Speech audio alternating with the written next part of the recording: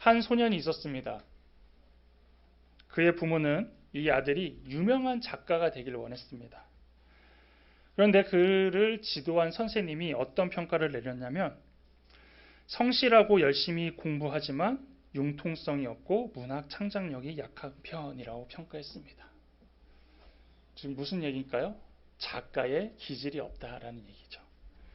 그래서 이제 부모가 어떤 또 생각을 했냐면 그럼 작가는 못하니까 화가를 했으면 좋겠다라고 해서 이제 또 그림을 가르쳤습니다.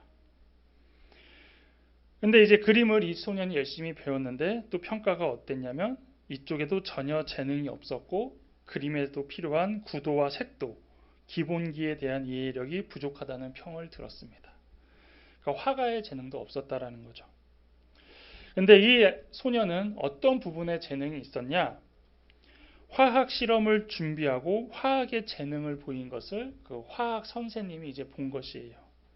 그러면서 이 친구에게 너는 작가나 이런 화가가 아닌 이 화학을 한번 공부해 봐라라고 이야기를 했고, 부모는 그가 작가나 화가가 되기를 원했지만 그는 도리어 화학의 재능에 있는 부분을 발견하게 되었습니다.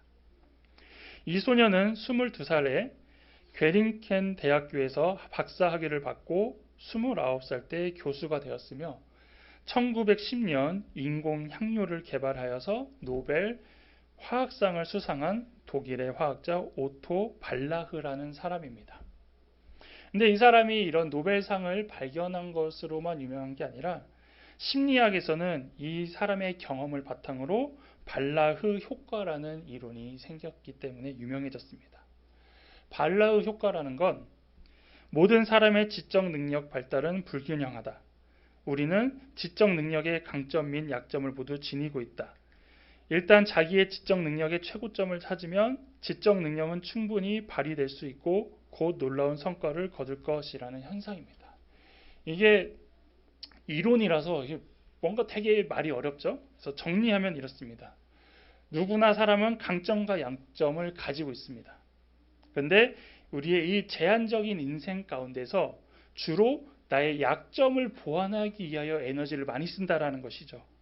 하지만 그것보다는 내가 잘하는 어떤 강점이나 단점에 그 에너지를 전력으로 쏟을 때 더 좋은 결과를 낼 수 있다는 것이 바로 이 발라흐 효과, 발라흐 이론이라는 것입니다.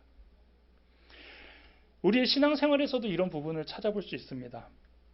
하나님께서는 모든 사람에게 장점을 하나 이상씩을 다 주셨습니다. 그리고 동시에 단점도 주셨죠. 그래서 우리가 신앙생활을 할 때 보면은 하나님께서 주신 장점을 잘 이용해서 신앙생활에 힘을 얻어야 되는데 대부분 장점보다는 어떤 단점에 집착하든지 아니면 그 단점을 계속 보완하려고 그 시간들을 많이 쓸 때가 있다라는 겁니다. 그리고 그것을 또 노력하다가 보면 이제 좌절과 실패도 경험한다는 거죠. 그리고 이제 이야기하죠. 하나님 왜 나에겐 이런 걸 주지 않으세요? 하나님 왜 나에겐 이런 능력을 주지 않으세요? 라고 하면서 이제 하나님을 향해 변명을 하거나 핑계를 대면서 정작 내가 해야 될 것을 놓치고 살 때가 있다는 겁니다. 하나님의 말씀대로 산다라는 것, 그리고 하나님께 영광을 돌리면서 산다라는 것은 우리에게 주신 달란트와 우리에게 허락하신 은사를 가지고 살아가야 되는 것인데, 그리고 이 땅에 보내신 목적과 이 땅에서 우리가 해야 할 명령대로 살아야 되는 것인데 우리가 그렇지 못하고 교회에서나 가정에서나 일터에서 내가 하고 싶은 걸 계속 하고자 하는 모습대로 살아가다 보니 하나님의 사랑으로 잘 살아가지 못했다라는 겁니다. 그렇다면 이제 우리는 하나님의 말씀대로 잘 살아가기 위해서 다시 하나님이 주신 그 은사와 달란트대로 살아가기 위해서는 어떻게 해야 될까요? 먼저는 자신의 강점이 무엇인지 정확히 알아야 합니다. 다윗이 골리앗을 이긴 전쟁은 믿지 않는 사람들도 알 정도로 유명한 전쟁입니다. 이 이야기가 잘 알려진 이유는 세상의 이론으로는 도저히 이길 수 없는 싸움이었는데 다윗이 이겼기 때문이죠. 어른과 아이의 싸움이었고 체격도 맞지 않았고 경험의 차이도 달랐으며 무기도 달랐습니다. 그래서 모든 부분에서 보면은 세상의 시각에서는 다윗의 완패예요. 그런데 어떻습니까? 이렇게 말도 되지 않는 싸움에서 다윗이 이겼기 때문에 세상은 그것을 기억하고 있습니다.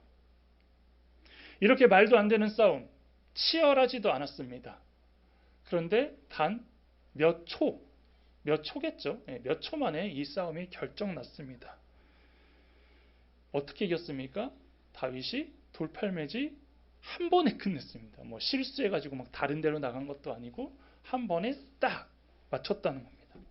만약에 그 당시에 이게 뭐 생중계가 되고 있다든지 뭐 드론으로라도 이렇게 찍었으면 이거는 지금도 뭐 조회수 최고를 나타낼 수 있는 최고의 전쟁의 모습이라는 거죠.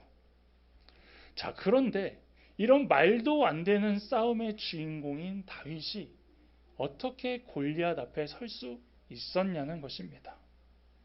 그 이유는 다윗의 강점이 무엇인지 알고 있었고 그것이 곧 골리앗과 싸워도 지지 않을 거라는 확신 자체를 이미 갖고 있었다는 것입니다. 다윗의 강점은 무엇입니까? 우리 함께 읽어보겠습니다. 시작.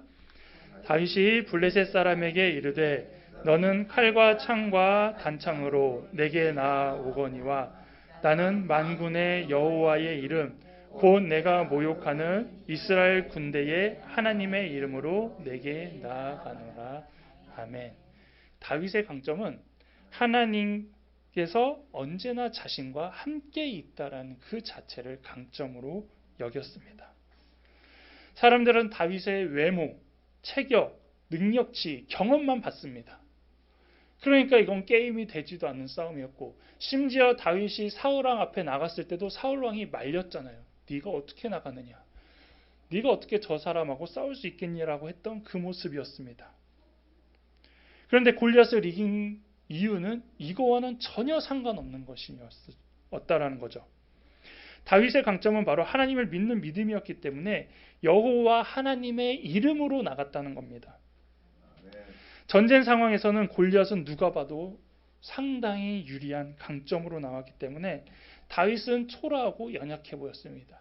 심지어 이스라엘 군조차 사울왕조차 다윗이 비참하게 죽지 않으면 다행이다라는 마음을 다 갖고 있었을 것입니다.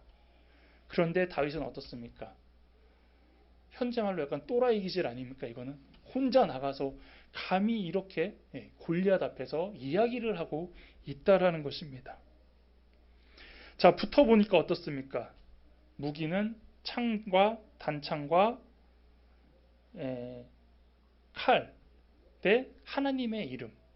이거는 뭐 붙어봤자 이거는 한 명은 무기를 들고 나오고 한 명은 그냥 입을 갖고 나온 거죠. 무기에서는 이미 이거는 승패가 결정난 싸움이에요. 싸울 수가 없는 거예요. 그런데 결국은 다윗이 이겼고 이제 결과론적으로 와서 다윗이 무엇으로 이겼냐면 기록되지는 여기 이제 다윗이 선언하진 않았지만 돌팔매로 이겼지 않습니까? 그럼 이제 사람들이 다윗의 무기는 돌팔매였다. 그래서 다윗은 돌팔매질을 잘해서 이겼다라고 생각할 수 있다라는 것이죠. 그래서 그렇지만 다윗의 무기는 이 돌팔매가 아니라 하나님의 이름 그 자체가 무기라는 것입니다. 만약 다윗이 자신이 소개하고 싶은 무기가 돌팔매였다면 이렇게 소개하지 않았을까요? 너는 칼과 창과 단창으로 내게 나왔지만 나는 이 돌팔매 한 방으로 너를 이길 수 있어라고 사실적으로 이야기할 수 있었다라는 겁니다. 그런데 다윗은 자신의 무기가 돌팔매라고 얘기하지 않고 바로 하나님이라고 이야기한 것입니다. 그래서 다윗은 자신의 강점이 하나님과 함께라는 그 자체라는 것을 골리앗과 그 자리에 있었던 모든 사람에게 선포한 것입니다. 그리고 원샷 원킬로 골리앗을 넘어뜨리고 달려가서 그의 목을 칼로 베니다.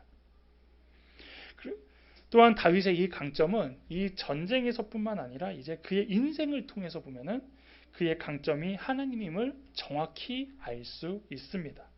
그리고 계속해서 하나님께 영광을 돌리는 성공적인 인생을 보내는 것을 통해서 다윗의 진정한 강점은 하나님이구나라는 걸 누구나 인정할 수 있게 되었다는 것이죠. 또한 시편을 통하여서 하나님과 얼마나 친밀감이 있었는지를 통하여 그것을 증거하고 있습니다. 이처럼 하나님께서는 저와 여러분에게도 강점을 하나 이상씩 주셨습니다. 근데 그것을 잘 찾아보지 못한다는 것이죠. 눈에 보여야만 강점이고 남에게 드러나야 강점이라고 표현하다 보니 내 스스로도 이게 강점인가라고 놓치는 부분이 있다라는 것입니다. 하지만 타인에겐 없는 것, 타인에겐 약한 것이 나에게 분명히 강점일 수 있습니다. 그리고 우리의 강점이 하나님으로부터 인정받는다라면 그 강점으로 하나님의 말씀 가지고 그리고 하나님을 통해서 사용하도록 여러분에게 주심을 우리가 인정하시고 우리가 그 강점들을 다시 찾아봐야 된다라는 것입니다. 다음으로는 이 하나님께서 주신 강점을 사용해야 합니다. 강점과 장점을 이제 다른 말로 하면은 재능 또는 달란트라고 말할 수 있습니다. 하나님께서는 우리를 로봇처럼 천편일률적으로 만들지 않았습니다. 다 똑같이 생각해야 되고 다 똑같은 걸 해내야 되고 다 똑같은 거를 해야 되는 것처럼 만들지 않고 여러분 개개인마다 개성을 주셨고 감정을 주셨고 더 나아가 이 재능을 주셨다라는 것이죠. 예수님께서는 이 달란트를 어떻게 써야 하는지 대표적으로 마태복음 25장에서 말씀해 주셨습니다. 거기에 달란트를 나눠주는데요. 정확히 어떻게 표현되어 있냐면 능력대로 줬다고 표현되어 있습니다. 능력대로 5달란트, 2달란트, 1달란트를 나누어 줍니다. 그리고 그걸 가지고 이제 그 종들이 그 달란트를 통하여서 이제 일을 하든지 하죠. 근데 이것을 예수님이 그 주인이 종에게 나누어졌다라는 그 행동 자체를 우리가 차별, 우월, 열등으로 생각하면 안 된다는 것입니다.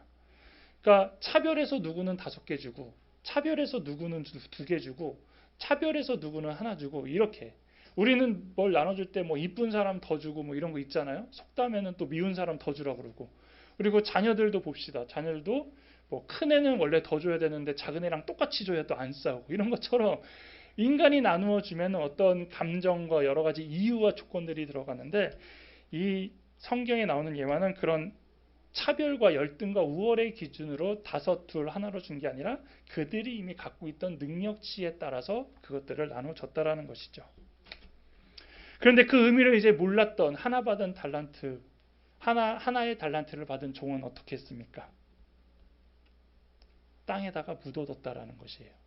그러니까 좀 빈정상한 것 같아요. 하나 가지고 뭐해? 남들은 저렇게 5개 주고 2개 줘야 뭐라도 하지 이거 하나 갖고 어디다 쓰겠어라는 그런 마음을 가졌겠죠. 그래서 땅에 묻어뒀습니다. 그리고 나중에 주인이 와서 확인하고 결산할 때에 이제 이야기하죠. 이거 가지고 뭐 어떡하겠어요. 이거 가지고 어떤 이득을 내겠어요. 라고 하니까 주인이 이야기합니다. 악하고 게으른 종아라고 혼이 나는 모습입니다. 이것은 하나님께서 주신 달란트를 땅에 파묻는 것은 그분께 괴로움이고 슬픔이기 때문입니다. 하나님께서 여러분에게 달란트를 주셨는데 우리가 그것을 사용하지 않고 가만히 두고 있는 것은 하나님께서는 좀 언짢으신 거예요. 왜 이걸 안 사용하지? 왜 이것을 쓰지 않는 거지? 이런 마음을 갖고 있는 겁니다. 그래서 세상은 항상 달란트의 가치와 종류의 의미를 두고 있다는 겁니다. 저 사람은 어떤 재능이 있네? 저 재능은 되게 좋은 거네? 이런 거에만 집중을 하다 보니까 우리도 어쩔 때 그 달란트의 양과 그 종류가 무엇이냐에 관심을 갖는다는 거죠. 그러면서 내가 갖고 있는 달란트는 보지 않고 저 사람 거 되게 좋아 보여. 나도 저거 하고 싶은데. 그러면서 상대방의 달란트에 관심을 많이 갖게 된다는 겁니다. 하지만 하나님께서는 달란트의 양과 종류보다는 그 가지고 있는 달란트를 어떻게 사용하고 있느냐를 더 중요하게 보신다는 겁니다. 우리도 세상에서 살다 보면 그래서 이 달란트를 보는 기준을 세상적으로 볼 때가 많이 있습니다. 그러다 보니 우리가 나에겐 달란트가 없어. 나에겐 달란트가 없으니까 하나님이 하기에는 한계가 있어. 이렇게 이제 생각할 때도 있다라는 것이죠. 하나님께서 주신 달란트는 놀랍게도 이 교회에서만 뿐만 아니라 우리가 살아가는 모든 곳에서 사용할 수 있는 것입니다. 그래서 가정에서나 또 일터에서나 어떤 공동체에서나 더 나아가 뭐 사회를 위해서도 사용할 수 있는 달란트들이 다 있다라는 것이죠. 그런데 세상에선 사용하지 못하는 거라고, 가정에서는 내가 못 쓰는 거라고 생각해서 그것을 달란트라고 생각하지 않는 것입니다. 그리고 어느 순간 우리도 그것을 땅에 묻어두고 있다라는 것이죠. 또한 하나님께서 주신 달란트는 특별한 것으로만 생각할 때가 있습니다. 하지만 하나님은 달란트의 종류가 다를 뿐이지 누구에겐 좋은 것, 누구에겐 안 좋은 것, 이런 차별성이 없다라는 것이죠. 그래서 모두가 5달란트를 받은 것이 아니듯 나에게도 1달란트라도 있다라면은 우리는 그 달란트를 통해서 무엇인가를 할 수 있습니다. 그래서 1달란트 받은 종이 혼난 이유는 결국은 이득을 못 내서 혼낸 게 아니라 아무것도 안 했기 때문에 혼났다는 부분입니다. 그래서 하나님께서 우리에게 주신 달란트를 가지고 우리가 그것을 가지고 열심히 살아갈 수 있습니다. 열심히 내가 한 거, 내가 좋아하는 거, 하나님이 주신 거 가지고 할 수 있어요. 근데 그거 가지고 그걸 열심히 해도 돈을 못 벌 수도 있습니다. 명예를 못 얻을 수도 있습니다. 예. 근데 나는 즐겁게 할 수 있다라는 거죠. 그것에 관점이 있다라는 겁니다. 하나님께서 마지막에 오셔서 우리에게 말씀하실 때 너 그 달란트 갖다가 왜 이거밖에 못 남겼어? 내가 이 정도 했으면 너 이 정도 전도는 했어야 되는 거 아니야? 이 정도 교회를 위해 일을 했어야 되는 거 아니야? 이렇게 해서 어떤 결과를 가지고 말씀하시는 게 아니라 이거를 열심히 사용을 했느냐, 사용하지 않았느냐, 이거를 가지고 말씀하는 것이죠. 그래서 자꾸 성공하려고 하고 인정받으려고 하고 무엇인가를 얻기 위하여 달란트를 쓰려고 생각하지 마시고 이제는 우리가 그 달란트를 캐내서 일단 주신 것 가지고 이것으로 무엇을 할 수 있을까? 나는 이것을 가지고 어떻게 할 수 있을까를 찾아보면서 사용해야 된다는 겁니다. 그래서 우리는 더 이상 하나님 앞에서 악하고 게으른 종이 아니라 착하고 충성된 종이 되어야 되는 것입니다. 마지막으로 이제 약점은 협업과 협력으로 해결해야 합니다. 우리가 강점을 가지고 있다고는 하지만 어느 순간 약점도 이제 있거든요. 그럼 이 약점은 이제 어떻게 해야 되냐? 강점이 많을까요? 약점이 많을까요? 사람이. 여러분 스스로 생각해 보십시오. 강점이 많은가요? 약점이 많은가요? 약점이 많죠. 약점이 많아요. 그러니까 죄도 짓는 것이고 연약한 거잖아요. 강점이 많으면 그런 게 잘 안 드러나겠죠. 그렇다 보니 단점과 약점을 감추려고 해도 안 감춰진다라는 것이에요. 왜냐면 너무 많으니까. 그래서 저 사람은 다 좋은데 뭐가 안 좋아. 이거 하나씩 나오잖아요. 이게 이제 단점이 있기 때문에 그런 거예요. 그런데 하나님께서 왜 단점을 주셨을까요? 다 좋은 점만 주면 좋잖아요.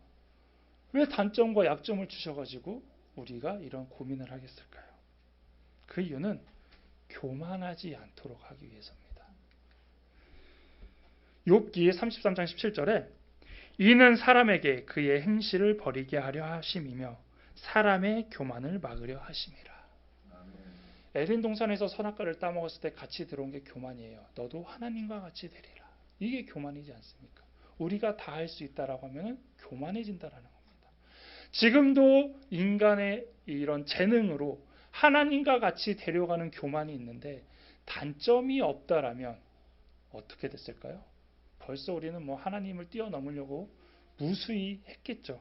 하지만 우리에게 단점과 약점, 연약한 점이 있기 때문에 그 선에서 계속 걸리는 것이고 도리어 하나님을 이제 찾을 수 있는 계기가 되는 것입니다. 그래서 이제 그런 단점을 이제 이 땅 가운데서 우리는 어떠한 모습으로 해결할 수 있느냐? 이제 그때는 협력을 하라는 겁니다. 그래서 단점과 약점이 없으면 협력을 못 하는데 단점이 있다 보니 협력할 수 있다라는 것이에요. 그래서 잠언 4장 12절에 한 사람이면 패하겠거니와 두 사람이면 맞설 수 있나니 세 겹줄은 쉽게 끊어지지 아니하니라. 그래서 우리가 서로 함께 하라고 하는 이야기는 뭐냐면 바로 이 부분이에요. 단점을 커버하라. 단점을 덮어주면서 일을 진행하라는 것입니다. 그래서 앞에서도 얘기했지만 사람들은 스스로의 단점을 내가 열심히 훈련하고 내가 열심히 노력해서 어느 정도 덮으려고 노력을 하지만 단점은 단점이라는 것이에요. 여러분 노력 많이 해보셨잖아요. 고치려고 많이 해보셨잖아요. 제 단점 중 하나가 뭐냐면 인상이 안 좋아요. 예, 이것도 뭐 단점이라고 할 수 있는데 뭐 타고난 거겠죠. 이거는. 근데 그래서 맨날 웃어라. 이렇게 해라. 근데 이게 뭐 저희 부모님 잘못이 아니에요. 하나님 이렇게 만든 거 어떻게 DNA를 이렇게 한 거를 그렇죠? 그래서 이제 항상 웃으려고 노력을 했는데 잘 안 된단 말이에요. 그런 것처럼 우리가 그것을 열심히 노력하면은 어느 정도는 되겠지만 예, 이게 완전히 해결되지 않는 것처럼 단점이라는 게 다 그렇다라는 거죠. 그렇다면 어떻게 해결을 해라? 이제 협력하라는 거예요.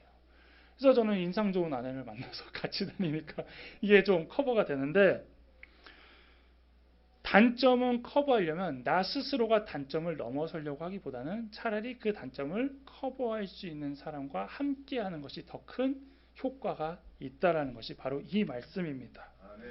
그래서 하나님께서도 실제로 이렇게 역사하신 게 언제냐면 모세예요. 모세를 통해서 출애굽시킬 때 바로왕 앞에 나가라고 했잖아요. 근데 모세의 약점이 뭐냐? 일명 말빨이 안 되는 거예요. 말을 잘 못합니다. 어떡할까요? 하니까 붙여준 게 형 아론하고 같이 가라라고 해서 모세는 바로왕이요 하면 그때 이제 그 다음에 이제 아론이 이제 주주주 얘기하는 거예요.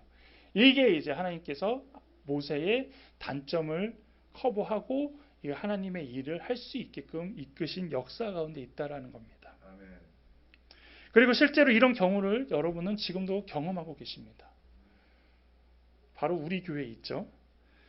우리 교회는 협동 목회를 하고 있습니다. 저랑 이제 김 목사님이 하고 있는데 대부분 협력 목회라고 이야기를 하면 두 목회자의 강점을 가지고 협력 목회를 한다라고 이야기를 합니다. 근데 그렇게 했으면 우리 교회는 못하는 게 되게 많아요. 저는 예배학을 전공했고 김 목사님은 조직신학을 전공했기 때문에 실천신학 쪽에서 뭐 봉사나 선교나 전도나 이런 쪽은 없어요. 그러니까 이제 맨날 예배만 드려야 되고 성경 공부만 해야 되는 교회가 되는 거거든요. 근데 이제 잘 고민을 해봤습니다. 이 부분에 대해서 대부분은 협력을 하면 강점이 붙어서 더 큰 이제 시너지를 낸다고 생각을 하는데 협력 목회에 실패도 있다라는 겁니다. 그러면 이상하다. 왜 좋은 거를 가지고 목회를 하는데도 왜 실패하는 문제가 있을까? 봤더니 바로 이 부분이에요. 뭐냐면 단점에 대한 부분에 대하여 커버하지 못했다라는 것이죠. 여러분들도 저희를 이제 겪어보셔서 알겠지만 저희 둘의 장점과 단점을 서서히 알고 계시죠. 이야기하고 하진 않으시지만 아시잖아요. 집에서 뭐 이렇게 이야기하시겠지만 저에게 장점이 김 목사님에겐 단점이 될 수도 있고 또 저의 단점이 김 목사님에겐 장점이 될 수도 있습니다. 그러니까 그런 게 좀 이렇게 맞물려 돌아가고 이 두 목회자의 단점이 이제 두 아내를 통해서 또 커버가 될 수 있는 거예요. 그러니까 이제 두 겹줄, 삼겹줄로 이게 든든하게 커버가 되니까 단점들이 덮여지고 있다라는 겁니다. 그러니까 아직까지는 이런 부분에 대하여 큰 문제가 없다라는 거죠. 그런데 더 중요한 건 교회의 입장에서는 이 목회자 가정의 커버로는 다 되지 않는다라는 거예요. 두 목회자와 두 아내가 하고 있지만 그럼에도 또 단점은 있게 마련이거든요. 이거를 누가 커버하냐? 이제 교인이 함께 커버해 줘야 되는 겁니다. 그래서 이 교회는 모든 성도까지 해서 세 겹줄이 되는 거죠. 그래서 저희 교회가 하나님과 함께 동역자와 함께인데 이 동역자는 목사가 둘이어서 두 목사와 함께가 아니라 여러분까지도 동역자로 들어오는 것이에요. 그래서 목회자만 이끌고 가는 게 아니라 우리 모두가 하나님의 제자, 예수님의 제자이기 때문에 우리 함께 같은 위치에서 동등한 위치에서 이 단점들을 커버하고 함께 교회를 세워가는 것이 우리 교회의 표어라는 것이죠. 아멘. 그렇다면 여러분의 단점은 또 누가 덮을까요? 교인들이 같이 덮어주는 겁니다. 그리고 목회자도 그걸 같이 덮어주는 겁니다. 그러면 세상에 나갔을 때는 세상이 봤을 때는 우리는 단점이 드러나기보다는 그 단점이 강점으로 다 덮여지고 있기 때문에 좋은 교회가 될 수 있는 것이고 든든한 교회가 될 수 있는 것이죠. 그래서 이런 서로 약한 부분을 보완해 주면서 이제 신앙생활을 하는 것이고 교회에서도 일명 이제 봉사라는 것을 하는 것입니다. 만약 여러분이 모두 노래를 잘해서 다 찬양팀으로 나와 있다고 생각해 보십시오. 그럼 여기 누가 앉아서 찬양합니까? 그렇죠? 여러분이 다 인사성이 밟아서 다 안내위원하고 나가 계신다고 생각해 보십시오. 여기서 누가 앉아서 예배드리고 있겠습니까? 그리고 여러분들이 다 사랑하는 마음이 넘쳐가지고 다 지금 교육부 갔다고 생각해 보십시오. 그럼 저는 여기서 온라인 방송 혼자 설교하고 있어야 돼요. 그렇지 않잖아요. 찬양하는 사람, 안내하는 사람, 또 교육부 할 수 있는 사람, 뭐 아직 교회 규모가 작아서 크게 우리 교회가 막 사부작 할 건 없지만 그럼에도 불구하고 할 게 없네. 이 교회는 작으니까 뭐 할 게 없네. 이렇게 하는 게 아니라 뭐 주보라도 접고 뭐 의자라도 정리하고 이거 작은 거 하나 자체도 다 여러분이 사용할 수 있는 겁니다. 그래서 우리는 그런 식으로 조금씩 하다 보면은 이제 더 큰 것들을 해 나갈 수 있다라는 것이죠. 그래서 여러분들도 지금은 내가 교회를 그냥 왔다 갔다 한다라고 생각할 수 있는데요. 여러분들이 교회를 위해 신앙을 위해 하나씩 할 수 있는 것이 분명히 있다라는 것이죠. 그래서 바울은 로마서 8장 28절에서 이렇게 이야기합니다. 우리가 알거니와 하나님을 사랑하는 자 곧 그의 뜻대로 부르심을 입은 자들에게는 모든 것이 합력하여 선을 이루느니라 라고 말하고 있는 것입니다. 이제는 하나님께서 여러분에게 주신 달란트를 다시 꺼내보시길 바랍니다. 이것으로 무엇을 할 수 있을까? 그리고 이것으로 어떻게 하나님께 영광을 돌릴 수 있을까? 여러분이 가진 달란트를 교회에서만 쓰라는 게 아니에요. 달란트는 다른 말로 재능이기 때문에 사회에서도 충분히 쓸 수 있다는 겁니다. 근데 그때의 목적이 내가 잘 살기 위해서 내가 이것을 인정받기 위해서 사용하는 게 아니라 그냥 하나님이 나 이렇게 하라고 주셨기 때문에 난 이거 해야 돼. 이렇게 사용하셔야 된다는 겁니다. 근데 대부분 사람들은 이 달란트 자체를 돈벌이로 생각하고 있어요. 그래서 특히 아이들에게 너 커서 뭐 될래 하면 계속 재능을 보잖아요. 그러면 앞에서 얘기했던 그 사람처럼 부모가 만들고 싶은 거예요. 화가가 됐으면 좋겠는데, 작가가 됐으면 좋겠는데, 근데 그 아이의 재능은 그게 아니라면 이제 부모는 계속 만들어 가려고 그러죠. 조금 더 배워봐. 조금 더 이렇게 해봐. 지금은 많이 그게 아니지만 아이들이 이제 독립해서 스스로의 삶을 찾아가려고 할 때 여전히 부모들은 한편으로는 그거 먹고 살겠어. 그렇죠? 그거 가지고 어떻게 할래? 이렇게 많이 가는 게 세상적인 방법이에요. 근데 교회 안에서도 많이 일어나고 있습니다. 심지어. 저도 이제 청년들 이렇게 하다 보면은 저는 이걸로 하나님께 하고 싶은데 부모님은 이걸로 뭘 어떻게 하냐고 하세요라고 하지만 이 부분부터 우리가 깨져야 되는 거예요. 돈벌이의 재능과 하나님께서 주신 재능은 일치할 때도 있지만 또 다를 때도 많이 있다라는 것입니다. 그래서 하나님이 주신 달란트는 결국은 우리가 먹고 살기 위하기보다는 도리어 협력해서 살아갈 수 있도록 주신 재능이라는 겁니다. 그래서 나한테 있는 달란트는 강점이자 장점이 되는 것이고 나한테 없는 건 이제 단점이자 약점이 된다는 것이죠. 그래서 나에게 없는 달란트에는 그만 집착하십시오. 이제 포기하시라는 겁니다. 나는 저건 도저히 이제 아니야. 하나님은 나에게 저걸 주지 않으셨어. 그리고 그럼 나를 뭘 주셨지라는 걸 반드시 생각하시고 그러다 보면 내 것이 한 달란트일 수도 있다라는 거예요. 그렇다고 땅에 묻어두지 마시고 이제 우리는 사용하셔야 돼요. 그래 이거라도 잘 사용해야지 라고 하면서 우리가 그 달란트를 잘 사용하시기 바랍니다. 여러분이 갖고 있는 달란트는 이제 무엇입니까? 이제 우리는 저는 못해요, 안 해요가 아니라 저 이거 주셨으니까 이제 이걸로라도 제가 최선을 다해서 사용하겠습니다. 이것을 통해서 하나님께 영광이 되면 좋겠습니다. 그래야 하나님이 이제 부족한 것을 부어주시고 채워주신다라는 겁니다. 주님께서 여러분에게 주신 달란트가 하나일 수도 있어요. 하나 이상이라는 것은 되게 다재다능한 사람도 있기 때문이죠. 근데 하나일 수도 있어요. 하지만 이것으로 우리가 자존감 구긴다고 생각하거나 하나님 왜 이거밖에 안 주세요라고 따지기보다는 그래서 이제 땅에 묻고 다른 걸 계속 달려고 하기보다는 도리어 교회와 가정과 일터와 관계 가운데서 이 하나라도 내가 어떻게 사용할 수 있을까를 가지고 쓰기 시작한다라면 분명히 하나님은 그것을 통해 역사하시고 기뻐하신다라는 겁니다.